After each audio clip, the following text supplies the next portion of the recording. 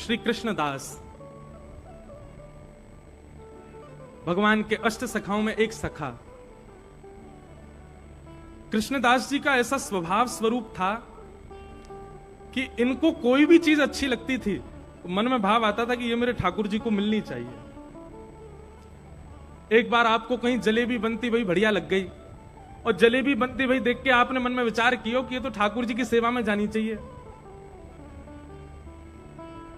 आपने आकर के ये विचार किया ही था कि जलेबी का भोग लगाएंगे, कल पूरी सामग्री सिद्ध करेंगे, ठाकुर जी को जलेबी का भोग पधराना है। आप जैसे श्रीनाथ जी का दर्शन करने आए तो कपाट थे, कपाट जैसे ही खुले, अभी जलेबी बनाई नहीं, अगले दिन बनानी है, पर एक दिन पहले ही बस मन में सोचा था कल जलेबी का भोग लगाएंगे, और आज जैसे दर्शन करने गए कपाट जैसे ही खुले तो श्रीनाथ जी सामने खड़े हैं, आरती हो रही है और उनकी उठी हुई भुजा के ऊपर ही जलेबी धरी है। ठाकुर जी ने स्वीकार कर लिया। ये रहस्य है। एक बार की बड़ी सुंदर लीला, कृष्णदास जी को मंदिर अधिकारी जी ने कहा कि सुनो भाई, अभी ऋतु फल, जैसे एक सेवा का नियम होता है, ऋतु बदलते उस ऋतु का जो नया फल आता है मार्केट में, ठाकुर जी को भोग लगाना चाहिए। जैसे आम का सीजन आता है, सीताफल का सीजन आता है, कई ऋतु फल होते हैं, उनके ऋतुओं में जैसे तरबूज का, खरबूज का सीजन आता है। बहुत ध्यान से सुनना। तरबूज फल का समय आया तो अधिकारी जी ने कहा भैया गर्मी को समय, तरबूज आ गए होंगे मंडी में, जाओ जाकर के सबसे पहले तरबूज जो मंडी में आवेगो वो ठाकुर जी की सेवा के लिए लाओ। कहीं दुनिया के लोग खरीद ले जाएं, फिर बच्चों को जो ठाकुर जी की सेवा में आवेगो तो भैया ठाकुर जी प्रेम से पाएंगे नहीं, भोग सबसे पहले ठाकुर जी को लगना चाहिए। तो कृष्णदास जी सुबह ही सुबह दौड़ करके मंडी पहुंच गए। बहुत ध्यान से सुनियो। जैसे ही पहुंचे तो महाराज यहां राजा ने भी अपने सैनिक भेजे, बोले ऋतुफल तरबूज लेके आओ, राजा को भोग लगेगा, राजा पाएगा। जैसे ही मंडी में ढकेल पे सुंदर फल सजाए तो फल की दुकान खुलते ही यहां पे उसी समय तो कृष्णदास जी का आना हुआ, उसी समय राजा के सिपाही आए और दोनों ने जाके एक संग कही, हाँ भैया तरबूज का भाव से दिए हैं। दुकानदार ने कही भैया पहले एक ले लो। कृष्णदास जी बोले पहले हम लेंगे, हम मंदिर से आए हैं, ठाकुर जी के भोग के लिए चाहिए। सिपाही बोले हम भी राजा के सिपाही हैं, पहले सिपाही के, हम राजा के यहां जाएगा फल। कृष्णदास जी बोले नहीं पहले ठाकुर जी को। सिपाही बोले नहीं पहले राजा को जाएगा। सामने खड़ो दुकानदार बोले भैया लड़ो मत, एक काम करें। बोले कहा, बोले जो मुझको ज्यादा धन दे देगो वो ले जाओ। कृष्णदास जी बोले तुम बताओ कितने का है? बोले 1 रुपया का है। सिपाही बोले हम 1 रुपया 50 पैसा देंगे, हमको दो। कृष्णदास जी बोले हम 2 रुपया देंगे, हमको दो। सिपाही बोले हम 5 रुपया देंगे, हमको दो। कृष्णदास जी बोले हम 10 रुपया, अच्छा जेब में रख के लाए थे केवल 5 ही रुपया, लेकिन बोले 10 रुपया का दे दो। सिपाही बोले हम भी राजा के यहां से आए, 15 रुपए में दो। कृष्णदास जी बोले तुम कछु मत सोचो, 20 रुपया कर दो, हमको दो, पहले ठाकुर जी को जाएगो। करते करते महाराज मोल पहुंच गया 100 रुपया। उस समय में 100 रुपया बहुत होता था और एक तरबूजे का भाव लग रहा है ये। जैसे ही 100 रुपया पहुंचा, कृष्णदास जी बोले 100 रुपया। तो सिपाही बोले 100 रुपया का तरबूज ले गए तो राजा तरबूज से पहले हमको काट देगा। तो सिपाही सब बोले आप ही ले जाओ। कृष्णदास जी बोले तो फिर अब हमारा ही है गया तो भैया फिर उतने में ही दे दे जितने में पहले दे रहो। दुकानदार बोलो नहीं अब तो 100 रुपए में ही लेना पड़ेगा। तो कृष्णदास जी बोले सुनो, जी 5 रुपया तो रखो, बचे कुछ हम बाद में दे देंगे, हमारे लिख लेना। हाँ? दुकानदार बोला ठीक है। 100 रुपए का तरबूज लेकर के आए महाराज। उस समय में लाखों हो गए। वो ला करके सुंदर रसोई घर में पधरा दिया और मंदिर के अधिकारी जी को लिख करके दे दिया, भैया इतने का तरबूज लाए हैं। अधिकारी जी ने डांटा भी, इतना महंगा क्यों लाए? बोले सिपाहियों से हमारी भिड़न हो गई, हमने भी सोच ली, बोले राजा थोड़ी पावेगा, ऋतुफल सबसे पहले हमारे श्रीनाथ जी पाएंगे। 100 रुपया को आए हो। बोले 100 रुपया में तो साल भर की सब्जी आ जाती है, आप एक फल लेके आए 100 रुपए का। बोले ठाकुर जी के लिए लिया है, नहीं तो हम नहीं लाते। तो चलो ठीक है। फल का भोग ठाकुर जी को लगता है उत्थापन में, मतलब शाम को। फल का भोग सदैव ठाकुर जी को लगेगा ऐसे कोई 3-4 बजे जब मंदिर खुलता है तब। 3-4 बजे का समय। अब मंदिर पुजारी जी जैसे ही गए रसोई घर में जाकर के देखा तो वहां तो फल था ही नहीं, फल चोरी हो गया। कृष्णदास जी से जाके कहा एक तो 100 रुपया का फल लाए, ऊपर से उसको कोई उठा और ले गया। कृष्णदास जी तो बहुत रोए, मंदिर का हमने इतना घाटा करा दिया, इतना महंगा फल ले गया, उसको भी कोई चोरी कर ले गया। कृष्णदास जी के मन में मोल की चिंता ज्यादा नहीं थी, उनको एक ही चिंता थी कि ऋतु फल ठाकुर जी को भोग में नहीं आ पाया। मंदिर में सब इकट्ठे हुए, ठाकुर जी के कपाट खुलने का समय था। कृष्णदास जी को अधिकार था कि वे पहले भीतर जाकर के कीर्तन गाना प्रारंभ कर देते थे, बाकी लोगों के लिए दर्शन बाद में खुलता था। बहुत ध्यान से सुनना। तो कृष्णदास जी तो बड़े उदास, मन में सोचने लगे, बोले जय जय को आज भोग नहीं लग पायो है, कहा करूं। सबने कही कृष्णदास जी आप भीतर जाओ, कीर्तन करना प्रारंभ करो। कृष्णदास जी ने जैसे ही भीतर प्रवेश किया, पर्दा के भीतर जाकर के देखा तो क्या पाया, एक तरफ किशोरी जी खड़ी हैं, दूसरी तरफ ठाकुर जी खड़े हैं, और दोनों वही तरबूजते ही एक दूसरे पर गेंद गेंद करके खेल रहे हैं भीतर ही। ठाकुर जी वहां फलकू लेकर के एक दूसरे के संग क्रीड़ा कर रहे हैं, और कृष्णदास जी ने जैसे ही जाकर के देखो, सोई दोनों एक है करके श्रीनाथ जी के रूप में खड़े हैं। कृष्णदास जी बोले चोरी तो पकड़ी गई, जय जय मैंने देख लियो, आप कहा कर रहे, जय हो बले बले जाऊं जय जय। मैं तो सोच रहा हूं मैं पधराऊं फलकू, लेकिन ठाकुर जी ने तो मेरे मन को भाव पहले ही स्वीकार कर लियो, पहले ही वासु क्रीड़ा कर रहे हैं। तो इस लीला को आप क्या कहेंगे, ये रस है कि रास है? ये रास। जहां ठाकुर जी अनुग्रह करें भक्त के भाव पर, वो रास है। रास का मतलब नृत्य नहीं होता है, रास का मतलब हरि कृपा होती है। ब्रज की गोपियों के साथ नाचे नहीं है ठाकुर जी, तो हर गोपी को इतना समय दिया है, हर गोपी को इतनी प्रधानता दी है जितनी प्रधानता किशोरी जी को देते हैं ठाकुर जी। और इतनी प्रधानता किसी गोपी को मिले तो वो गोपी नाचेगी नहीं? अरे हम सामान्य से ब्रजवासी कुछ नहीं, थोड़ी बहुत तोतली वाणी में कथा करते हैं, हम किसी के घर चले जाएं तो घर के सारे लोग नाचते हैं, तब मन में भाव आता है कि हम सामान्य से बालक किसी के घर जाते हैं, लोग नाचने लगते हैं, ठाकुर जी किसी के घर जाएंगे तो वो नाचेगा नहीं, उसकी स्थिति क्या हो जाएगी? ब्रज की लाखों गोपियों को ठाकुर जी इतना प्रेम संबंध प्रदान कर रहे हैं, तो प्रेम की चरम स्थिति जब होती है तब नृत्य ही होता है। पर नृत्य का मतलब रास नहीं होता, रास का मतलब भगवान के द्वारा भक्त से मिलन, वो रास। समझ में आई बात? तो ऐसा रास हुआ। भगवान ने सब गोपियों को पहले ही कह दिया था कि हम शरद पूर्णिमा की रात्रि पर आपके साथ रास विहार करेंगे। आज शरद पूर्णिमा का चंद्रमा उदित हुआ, सब गोपियां अपने अपने कार्यों में व्यस्त थीं, तभी ठाकुर जी ने वन में जाकर के अपनी मधुर वेणु को अधर पर धारण करके सुंदर रव को करना प्रारंभ किया। बाज उठी सुंदर वंशी वृंदावन में। अब सामान्य लोगों को तो लग रहा है कि श्री कन्हैया वंशी बजा रहे हैं, पर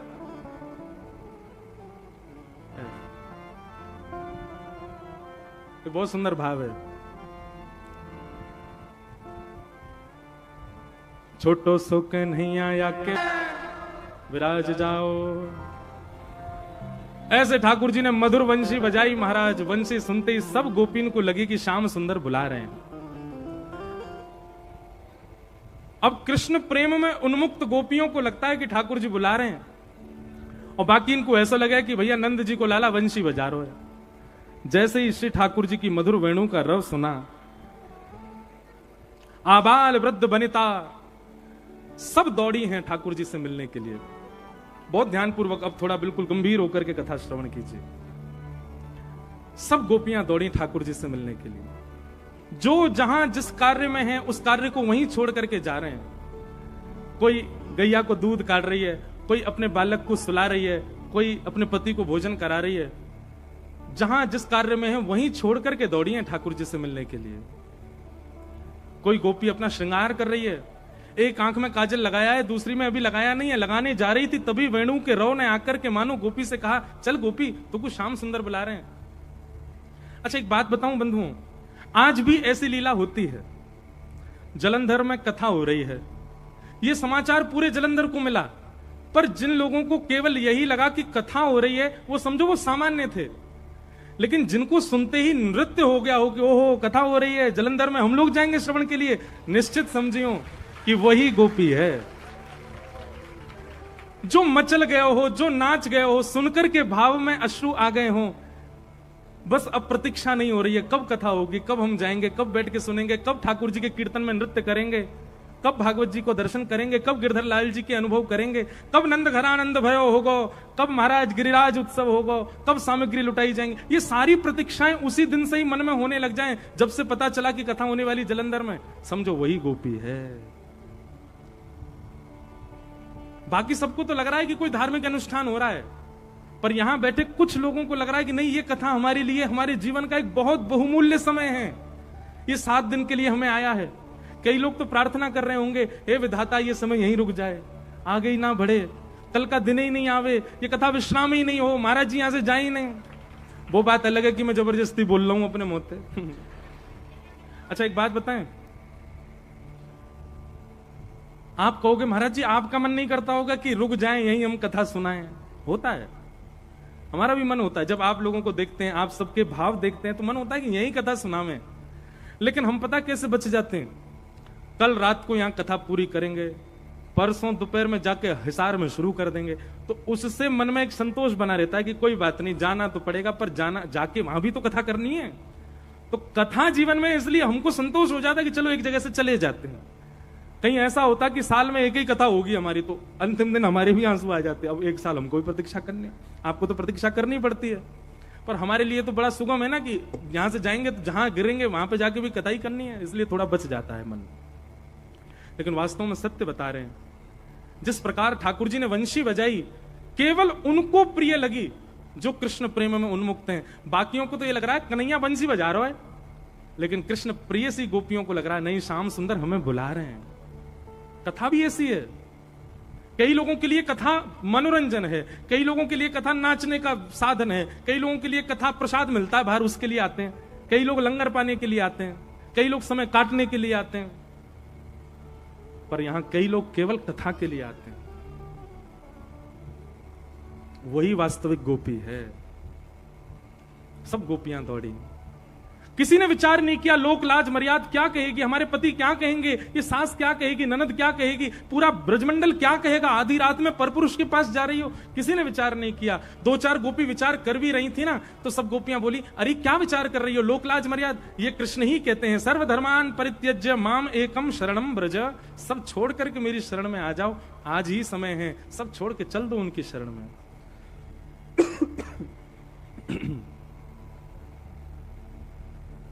सब गोपियां आके, गोपियों की स्थिति कैसी है, किसी के केश बिखरे हैं, किसी के वस्त्र अस्त व्यस्त हैं, किसी के नेत्र में काजल लगा है दूसरे में है ही नहीं है, किसी के होठ वाली चीज आंखों में लगी, आंख वाली होठ में लगी है, अस्त व्यस्त श्रृंगार में गई हैं गोपियां, और सब प्रेम भर के श्री कृष्ण को निहार रही हैं। बंधुओं ये गोपियां स्त्रियां नहीं है, ये सब पूर्व जन्म के संत हैं। प्रभु श्री राम इनसे मिल नहीं पाए थे, प्रभु श्री राम ने इन सबको आश्वासित किया था कि आप सब मेरा स्मरण करके इस जन्म में प्राण त्यागेंगे, अगले जन्म में द्वापर में ब्रज की गोपी बन के आएंगे और मैं ही कृष्ण बन के आऊंगा, तो आप सब लोगों के साथ एक प्रियतम के भांति रास विहार करूंगा। ये सब गोपियां ठाकुर जी को युगों से भज रही हैं, एक युग की नहीं है ये। सब गोपियां ठाकुर जी के आगे आके खड़ी हो गई। अच्छा एक और बात, भगवान के रास विहार में गोपियों की उम्र कितनी है? तो कहते हैं आबाल वृद्ध बनिता। ठाकुर जी से भी 1 आध साल छोटी गोपी भी। ठाकुर जी कितने साल के हैं? 7 वर्ष के ठाकुर जी ने गिरिराज जी उठाए, वहां से एक वर्ष बाद की बात है, तो लगभग ठाकुर जी 7.5-8 वर्ष के हैं। तो सबसे छोटी गोपी जो रास विहार में है वो उसकी आयु होगी 6 वर्ष की, और सबसे वृद्ध गोपी जो है वो इतनी वृद्ध भी है जिसको 4 गोपी और उठा के लाई है, जो बिल्कुल मरणासन अवस्था में है। और 6 वर्ष की गोपी से लेकर के 120-130 वर्ष की गोपी, सब गोपियां श्री कृष्ण को अपना प्रियतम मानती हैं। ये काम लीला नहीं है, ये प्रेम लीला है। ये काम कैसे हो सकती है? जहां पर यशोदा की उम्र की गोपी को भी श्री कृष्ण में प्रियतम दिखाई दे रहे हैं, पति दिखाई दे रहे हैं, और 6 वर्ष की बालिका जो जानती नहीं पति पत्नी क्या होते हैं उसको भी श्री कृष्ण में पति दिखाई दे रहे हैं। इसका मतलब क्या है? ये पूर्व से ही जानती हैं कि ये परमात्मा है। केवल विहार के लिए, केवल लीला के लिए रास कर रहे हैं, बाकी अंदर की सब जानते हैं कि ये परमात्मा है। गोपी गीत में गोपियों ने कहा है, गोपी गीत में गोपियां कहती हैं, न खलु गोपिका नंदनो भवान अखिल देहना अंतरात्म दृढ़ वेखन सार्थितो विश्वगुप्त सखौ देवान् सात्वतां कुले। जब भगवान अंतर ध्यान हो गए तो गोपियां कहती हैं, हम सब जानते हैं श्री कृष्ण, आप कोई नंद जी के लाला नहीं हो, आप कोई देवकी के पुत्र नहीं हो। भगवान बोले, इनको मेरी पोल पट्टी पता है क्या? तभी गोपियां क्या कहती हैं? न खलु गोपिका नंदनो भवान। बोले तो फिर कौन है आप? बोले अखिल देहिना अंतरात्म दृग। आप संपूर्ण ब्रह्मांड के चित्त में रहने वाले साक्षात परमात्मा परमेश्वर हो। हम जानती हैं कि आप परमात्मा हो। और पता चल जाए कि परमात्मा वहां प्रकट है तो कौन मिलने नहीं जाएगा उनसे? कौन उनके पास नहीं जाएगा? मन चले लोगों ने बात बना दी कि बताओ गोपियों के साथ भगवान रास विहार कर रहे हैं। गोपियां जानती हैं कि वो परमात्मा है। अरे गोपियां इसलिए नृत्य कर रही हैं, गोपियां इसलिए रास कर रही हैं ठाकुर जी के साथ में कि भैया ये 84 लाख योनियों में नचाते ही रहते हैं हमको, आज बढ़िया मौका मिला, इनके संग नाच लो, ताकि ये 84 लाख में नहीं नचाएंगे फिर हमें। भाई एक बात सुनो, दफ्तर में चक्कर किसको मारने पड़ते हैं? सरकारी ऑफिसों में, जिसकी सरकार में ज्यादा कम पहचान हो, जिसकी ऑफिस में, दफ्तरों में, सरकारी दफ्तरों में पहचान नहीं होती, बेचारे उसको लाइन में भी लगना पड़ता है, उसको बार बार जाना भी पड़ता है, काउंटर क्लोज हो जाते हैं, कभी लंच हो जाता है, फिर जाना पड़ता है। जिसकी पहचान होती है, एक फोन घुमाता है, मंत्री जी जे काम करवाओ हमारा, आइए आइए आइए, आपके लिए क्या लंच संग में पाएंगे, बैठो। टेबल पे बैठते ही साइन होते हैं, काम हो जाता है। ठीक वैसे ही भैया, जिनको श्याम सुंदर से संबंध नहीं है 84 लाख में, उन्हीं को ही नाचना पड़े। जो एक बार श्याम सुंदर के संग में नृत्य कर ले रास बिहार में, वहां को 84 लाख को चक्कर ही कट जाए महाराज। ठाकुर जी फिर ना है नचा में। हम सब गोपी हैं। मैंने एक छोटी सी गोपी हूं, हमारे कृष्णानंद जी महाराज जी ने एक बूढ़ी सी गोपी है, कोई मोटी सी गोपी है, कोई पतरी सी गोपी है, कोई कारी सी गोपी है, कोई गोरी सी गोपी है सब गोपी। पर आपका मूल आधार क्या है? रास यदि आधार है तो श्री कृष्ण जरूर स्वीकार करेंगे। पर रास केवल दुनिया को दिखाने के लिए, भीतर से तो पैसा ऐंठनो चाह रहे हैं, तो फिर गलती है, गड़बड़ी है। रास तो केवल दुनिया को दिखाने के लिए, भीतर से कोई और नाम, ऐश्वर्य और बहुत अपना वर्चस्व चाह रहे हैं, नहीं, ये सब नहीं। सब गोपियां आई, भगवान ने सब गोपियों को देखा और एक बार गोपियों की परीक्षा ली। भगवान क्या कहते हैं? स्वागतम वो महाभाग प्रियम किम करवाणि व ब्रजस्यानामयम कश्चित् ब्रूतागमन कारण। ओहो, इतनी रात को इतनी सारी गोपियों के यहां आने का कारण क्या है? आप सब अपने पतियों को छोड़ के, परिवार को छोड़ के, बच्चों को छोड़ के यहां क्यों चली आई हो? चलो वापस चली जाओ। प्रतियाद ब्रजम नेह स्थेयम स्थिभि सुमध्यमा। और भगवान ने 10 श्लोकों में कहा कि आप सब वापस चली जाओ। पतिव्रता नारी का धर्म क्या होता है, पतिव्रता नारी के नियम क्या होते हैं, पतिव्रता नारी को कैसे रहना चाहिए, ये सब बात भगवान यहां बता रहे हैं। राम राम राम राम, अपने अपने पतियों को छोड़ के चली आई आप लोग रात में, चलो वापस जाओ यहां से। गोपियां सब सामने खड़ी हैं। भगवान बोलिए अब खड़े रहोगे, कुछ बोलो भी। गोपियां कहती हैं बोले हम, बोलो बोलो। भगवान ने 10 श्लोकों में कहा वापस चली जाओ। गोपियों ने 11 श्लोकों में बताया हम क्यों वापस नहीं जाएंगे। और 11 श्लोकों में जो गोपियों ने कहा, इसी को ही प्रणय गीत कहते हैं। बहुत सुंदर है। क्या कह रही हैं गोपियां? मैवं विभोरहति भवान गदितुं नृशंसम् संत्यज्य सर्व विषयांस्तव पादमूलम् भक्ता भजस्व दुर्वाग्रहमात्यजास्मान् देवो यथादि पुरुषो भजते मुमुक्षु। कन्हैया, आप हमसे कह रहे हो वापस चली जाओ, और खुद ही अपने प्रवचनों में कहते हो कि सर्व छोड़ करके, सारे विषयों का त्याग करके मेरी एक की शरण में आ जाओ। और आज जब हम सब छोड़ छाड़ करके आपकी शरण में आ गई हैं तो हमसे कह रहे हो वापस चले जाओ। गोपियां अगले श्लोक में कहती हैं, बहुत ध्यान से सुनना, कन्हैया हम आपसे प्रेम करती हैं, लेकिन हमारे प्रेम को कदापि आप ऐसा मत समझ लेना कि हम आपको छूना चाहती हैं, हम आपको देखना चाहती हैं, हम आपसे मिलना चाहती हैं, या ये चाहती हैं कि आप हमारे पास बैठे रहो। हमारा प्रेम कैसा है कन्हैया, हमको कभी दिखना मत, हमको कभी छूने देना मत, हमको कभी सुनाई मत देना। बस हमारे चित्त में यह विश्वास प्रकट करवा जाओ कि जितना हम तुम्हें चाहती हैं तुम भी हमसे प्रेम करते हो। बंधुओं, आपका नहीं पता, पर हमारी तो एक ही इच्छा है। हम अपने गिरधर लाल जी से कहते हैं, लाल जी कभी हमारी कथा आदि के भाव से कभी आपको प्रकट है की इच्छा हो ना, तो बस इतनी कृपा करियो, प्रकट है के केवल इतनो बोलियो कि हाँ भैया मैं भी तो अपनो ही मानू, बस इतनो कह के फिर अंतर ध्यान हो जाना, रुकना नहीं पास में। क्यों? क्योंकि ठाकुर जी कहीं आप रुक गए तो देखते देखते कहीं मेरे नेत्रों की इच्छा पूरी ना हो जाए, कहीं आपको सुनते सुनते मेरे कानों की इच्छा पूरी ना हो जाए। मैं चाहता हूं मेरा सर्वांगीण अंग जो है ये अपूर्णता का अनुभव करे, ये सदा तड़पता ही रहे। अरे जीव को पानी पिला दिया जाए, प्यास बुझते ही जीव ये विचार नहीं करती कि फिर पात्र में पानी बचा है, उसको छोड़ देती या फेंक देते हैं। पानी का मूल्य तब तक ही पता होता है जब तक प्यास होती है कि हे नाथ आप बस हमारे भजन से प्रकट होके, एक क्षण प्रकट होके केवल इतना कह जाना, हाँ भैया तू भी मेरो ही है, बस इतना विश्वास देकर के फिर आप अंतर ध्यान हो जाना, रुकना नहीं मेरे पास। यही बात गोपियों की भी है।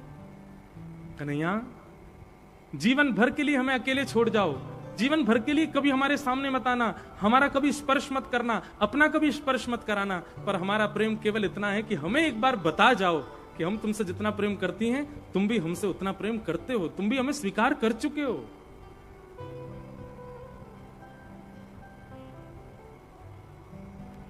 गोपियों का प्रेम सुनते सुनते ठाकुर जी अत्यंत प्रसन्न होते जा रहे हैं।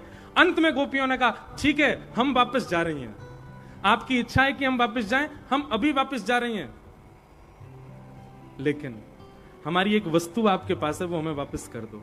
अच्छा एक बात बोले बंधुओं, जैसे कृष्ण लीला में गोपियां हैं ऐसे राम लीला में कौन है बताओ? गोपियों के समान प्रेम करने वाला राम जी से रामलीला में कौन है? कौन है? भरत जी महाराज। कौन है? भरत जी। भरत जी के प्रसंग में आता है, बात बात पर सब हनुमान जी थोड़ी होंगे, आज मंगलवार है तो हनुमान जी होंगे। भरत जी का प्रेम कैसा पता है? जब राम जी वन को चले गए और भरत जी आए चित्रकूट वापस ले जाने के लिए, तो प्रभु श्री राम से बोले भैया आप वापस चलिए, पिताजी महाराज तो अब चले गए, कम से कम आप वापस चलिए, अयोध्या राजा विहीन हो गई है। तब राम जी कहते नहीं नहीं पिता की आज्ञा का पालन मुझे करना है, 14 वर्ष रह करके ही मैं आऊंगा। तुरंत भरत जी महाराज खड़े होकर के बोले पिताजी की आज्ञा का पालन कर रहे हैं, राजा की आज्ञा का पालन कर रहे हैं, तो पिताजी के पधार जाने पर, मतलब राजा के पधार जाने पर उनका ज्येष्ठ पुत्र राजा होगा, और ज्येष्ठ पुत्र वन में गया हुआ है तो ज्येष्ठ पुत्र के बाद ज्येष्ठ पुत्र हूं मैं, यानी कि मैं राजा हूं अयोध्या का। तो अयोध्या का राजा होने के नाते आपको आज्ञा करता हूं वापस चलिए। आप बड़ी आज्ञा मानने पर विश्वास करते हैं, एक राजा की आज्ञा मान करके वन आए हैं, उसी गद्दी के दूसरे राजा की आज्ञा मानिए, वापस चलिए। तो जब भरत जी ने यह बात कही तो राम जी शांत होकर बोले बात तो सही है, इस वक्त यदि देखा जाए मैं तो वनवासी हूं, मेरी जगह पिताजी का उत्तराधिकारी यही है और ये राजा है तो उसकी आज्ञा मुझे माननी चाहिए। तो राम जी ने वशिष्ठ जी आदि गुरुओं से पूछा आप लोगों का क्या मत है? बोले भरत जी बिल्कुल ठीक कह रहे हैं, अब ये राजा हैं अयोध्या के, इनकी आज्ञा आपको माननी चाहिए। ये पूर्व राजा की आज्ञा को निरस्त करते हैं, अपनी आज्ञा दे रहे हैं कि आप वापस चलो। तो एक बार ऐसा समय आया कि चित्रकूट से राम जी वापस जाने को तैयार हो गए अयोध्या, लेकिन जैसे ही ठाकुर जी खड़े हुए भगवान को हनुमान जी का स्मरण हुआ, सबरी की याद आई, वन के उन केवटों का स्मरण हुआ, वन के निषादों का स्मरण हुआ, वन में मिलने वाले प्रतीक्षा कर रहे जटायु का स्मरण हुआ, सबरी का स्मरण हुआ, और इन सब भक्तों का स्मरण करते करते ठाकुर जी के नेत्रों में अश्रुबिंद आ गया कि अब मैं आगे की लीला में नहीं जा पाऊंगा और आगे के भक्तों को मेरा साक्षात्कार नहीं हो पाएगा। भरत जी बड़े प्रसन्न थे कि राम जी वापस लौट के चल रहे हैं, लेकिन भरत जी ने एक बार देखने के लिए कि देखो तो सही राम जी को कैसा लग रहा है, पीछे मुड़ करके देखा तो राम जी के चेहरे पर थोड़ी शुष्कता है। भरत जी ने तुरंत रोक दिया, बोले रुकिए भैया, मैं आपसे प्रेम करता हूं और इतना प्रेम करता हूं कि मैं आपके लिए कुछ भी कर सकता हूं, पर मेरे को प्रसन्न करने के लिए आपको यदि कष्ट मिल रहा हो, मेरी बात मानने के लिए आपको कष्ट मिल रहा हो, यह मैं कदापि नहीं करूंगा। अब मेरा यही निर्णय है कि आप वन में ही रहिए, क्योंकि आपको उसी में सुख है। मैं 14 वर्ष बिना आपके काट लूंगा, पर याद रहे 14 वर्ष से एक दिन भी ज्यादा हुआ प्राण त्याग दूंगा मैं। और भरत जी महाराज ने राम जी को प्रणाम किया और कहा वापस जा। ये सामान्य बात नहीं थी। भरत वो हैं जो राम जी को देखे बगैर जलपान भी नहीं करते हैं। असली वनवास राम जी का नहीं, भरत जी का हुआ था। 14 वर्ष तक जल बिंदु भी ग्रहण नहीं किया भरत जी ने। प्रेम का मतलब यह नहीं होता कि जिसमें मुझे अच्छा लगता है उसमें रहो। प्रेम का मतलब होता है जिसमें मेरा प्रेमी प्रसन्न है मैं उसमें प्रसन्न हूं। तत्सुखे सुखित्वम। इसलिए उसी समय गोस्वामी जी ने भरत जी महाराज को कहा यह तो ब्रज की गोपियों के समान है, क्योंकि ब्रज की गोपियों का प्रेम भी यही है। वो ठाकुर जी से अपनी इच्छा पूरी नहीं करवा रही हैं, वो कह रही हैं जिसमें हम आप प्रसन्न रहोगे उसमें हम प्रसन्न हैं। और बस एक बार ये कह दो कि हां आप भी हमसे प्रेम करते हो। भगवान ने उन गोपियों को सुख प्रदान किया। गोपियों से भगवान बोले आपके इस प्रेम के ऋण से हम कभी ऋण नहीं हो पाएंगे। और अब भगवान सबके साथ रास करने लगे। एक एक गोपी के पास जाकर के भगवान किसी के पसीना पहुंचे, किसी के चरण दबावें, किसी को कुछ पवावें, किसी को हृदय से लगावें। सब गोपियों को सुख देने लगे। और फिर वही हुआ जो नहीं होना चाहिए था। इन गोपियों के चित्त में सूक्ष्म मान आ गया। और वो सूक्ष्म मान कैसा आया? त्रिभुवन सुंदर श्री कृष्ण और ब्रह्मांड सुंदरी हम गोपियों के रूप पर श्री कृष्ण मोहित हो गए। हमारे रूप पर श्री कृष्ण मोहित होकर के हमारे साथ बैठे हैं। इस बात को जैसे ही ठाकुर जी ने अनुभव किया, ठाकुर जी मन में विचार करने लगे ये तो गलत हो रहा है। इन गोपियों को ये कैसे लग सकता है कि मैं इनकी सुंदरता पे मोहित हो रहा हूं? अरे ये भूल गई हैं क्या कि पूतना कितनी सुंदर बन के आई थी, मैंने उसकी ओर देखा भी नहीं था। ये सुंदरता और बाह्य गुण मुझे कभी नहीं रिझाते हैं। ये गोपियां क्यों भूल गई इस बात को? मान कर रही हैं, अभिमान कर रही हैं। और जैसे ही गोपियों के चित्त में मान आया, समस्त गोपियों को छोड़ करके ठाकुर जी वहां से अंतर ध्यान हो गए। ठाकुर जी जैसे ही अंतर ध्यान हुए, गोपियों का चित्त तो ऐसा हो गया मानो किसी ने प्राण खींच लिए हों। कभी कहीं जाती हैं, कभी कहीं जाती हैं, कभी वृक्षों से पूछती हैं तुमने श्याम सुंदर को देखा, कभी तुलसी से पूछती हैं अरे बैरनी तेरे पधराए बिना तो भोजन भी नहीं करते, तू बता ना तूने श्याम सुंदर को देखा। मोर से कहती हैं तेरे को तो अपने मुकुट में धारण करके रखते हैं, तू बता ना श्याम सुंदर को देखा। मतलब प्रेम की वो अवस्था पार हो गई जिस अवस्था में व्यक्ति यह भी भूल जाता है मैं किससे बात कर रहा हूं। गोपियां धीरे धीरे प्रेम की उस अवस्था में चली गईं कि वे स्वयं कोई कृष्ण समझने लगी। ढूंढते ढूंढते ढूंढते एक गोपी त्रिभंग लली हो जाती है और कहती है मैं ही श्री कृष्ण हूं, आओ सब मेरे समीप आ जाओ। सब गोपियां दौड़ी दौड़ी जाती हैं, थोड़ी देर में वो भूल जाती है अरे मैं कृष्ण नहीं, मैं तो गोपी हूं। एक अजीब सी स्थिति होने लगी गोपियों की। बस अब एक स्थिति होनी बाकी थी, प्रेम की 10वीं अवस्था पार होने वाली है। और 10वीं अवस्था पार होते ही प्रेमी की स्मरण में प्रेमी जो होता है वो पिघलने लग जाता है। जैसे महाप्रभु जगन्नाथ पिघल गए ब्रजवासियों की याद में। जैसे ही गोपियां 10वीं अवस्था में पहुंचने लगी, तभी ठाकुर जी ने विचार किया कि इन गोपियों पर अनुग्रह करना है, पर मैं स्पष्ट नहीं जाऊंगा, पहले इनका मान दूर होना चाहिए। तभी उन गोपियों के मध्य में श्री वृषभानुनंदिनी हमारी प्यारी श्री किशोरी जी प्रकट हो गई। यमुना जी के तट पर किशोरी जी के चरणों में सब गोपियां बैठी हैं और किशोरी जी से बोलो वृषभानु दुलारी की जय। भैया एक बात सत्य है, ठाकुर जी सब पाना चाहते हैं ठाकुर जी को, पर ठाकुर जी थोड़े से नटखट हैं। अपना प्रेम तो दे दें, थोड़ा सामीप्य तो दे दें, पर टिके ना है। इनको टिका के अपने चित्त में धारण करके रखना है ना, तो भैया पहले श्री जी को आवाहन करो। जहां श्री जी विराजमान है जाएंगे वहां ये दौड़े दौड़े आवेंगे, वहां इनको आनो ही पड़ेगा, इनको विराजनो ही पड़ेगा। या हमारे ठाकुर जी ने ये गोपियों के चित्त में मान उत्पन्न, बंधुओं ये सारी लीला हमको समझाने के लिए हो रही है। हम सब रास बिहार की तरह गोपियों की तरह ठाकुर जी के पास चले गए और ठाकुर जी के पास जाके ठाकुर जी के संग लीला करने लगे। ठाकुर जी ने हम पे अनुग्रह कर दिया, जैसे कुंभन दास, जैसे सूरदास, जैसे कबीर दास के संग लीला करते हैं, वैसे हमारे साथ लीला करने लग गए ठाकुर जी। तो ठाकुर जी हमको संकेत कर रहे हैं कि तुम्हारे चित्त में मान आ जाएगा, जैसे गोपियों के चित्त में आ गया। तो बोले क्या करें? बोले पहले श्री जी को चित्त में विराजमान करो। श्री जी यदि चित्त में आ जाएंगी तो एक बात से निष्फिक रह जाइयो कि फिर कभी मान नहीं आवेगो चित्त में। और जब मान नहीं आवेगो तो श्री जी के रहते भाई मान नहीं आवेगो तो ठाकुर जी आएंगे तो ठाकुर जी टिक के ही बैठे रहेंगे, ठाकुर जी कहीं नहीं जाएंगे। ये पूरे भाव हमको समझावे के लिए ठाकुर जी को जावे को कारण एक ही है, हमारे चित्त में आयो भयो मान, और मान को ना प्रकट हैवे को एक ही उपाय है, श्री जी अगर चित्त में आ जाए तो मान नहीं आएगो। क्षमा करियो भैया, जो श्री जी को गावे, श्री जी को ध्यावे, श्री जी को नाम उच्चारण करे और फिर भी वाक्य चित्त में किंचित मान है, तो यूं ही समझियो कि अभी श्री जी आई नहीं है चित्त में। और या फिर वो अपने भजन में कोई चूक कर रहे हो है, क्योंकि श्री जी आ जाएंगे तो अत्यंत सरल है जाओगे, अत्यंत दीन है जाओगे, अत्यंत दैन्य आपके चित्त में आ जाएगा।